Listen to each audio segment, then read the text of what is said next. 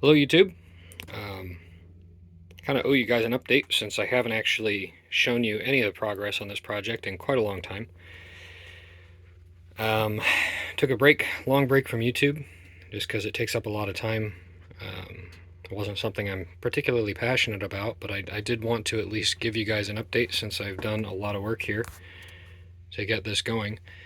So the Starcruiser, from the front, not much has changed. It's still kind of messy, but we have a wood stove, and I have my desk over here, and a bunch of tools, and there's a lot of tools in that filing cabinet as well. Still very much a work in progress, but the main reason I wanted to give an update is because it's finally livable. Got my bike here that I use when I go to work. Got a lot of project gear down here in the corner, and I have the bed in the back.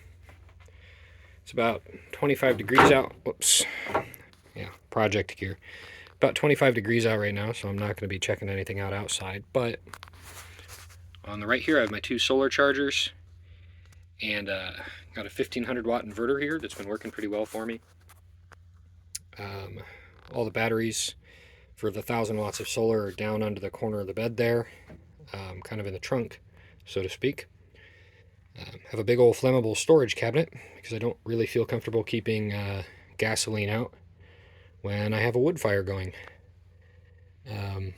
Over here, got the normal breakers that came with the thing, just relocated them and rewired them, along with a lot of the outlets. Got my bike that I use to go to work. Honestly, the biggest thing and the reason that I'm able to camp right now is this good old Fisher stove. Got a pretty good fire going in there right now. Heating up some water for ramen and tea later tonight. You might notice this is not to code. That's because there is no code for putting stoves inside of a motorhome, so I make code. I'm kidding. It's still very much a work in progress. I've got sheet metal here to keep all the flammables from getting warm. I've noticed that this is not quite enough space here, which is probably pretty obvious looking at it, but this is not enough space to the wood to keep it from warming up a little bit, so I'll be building it out just a little more, but it doesn't get warm enough that I'm concerned about it. This is double wall stovepipe, so even though I've got that big fire going in there, I can still touch it. It lets you drop clearances quite a lot from normal stovepipe, which requires 36 inches. Burning several types of wood right now. I'm trying out the pinion wood from New Mexico. I also burn Duraflame occasionally, and then some normal hardwood. But I've got a work desk here, and some of this Reflectix to keep people from spying on me. I'm currently on about 100 acres of land that nobody else is using.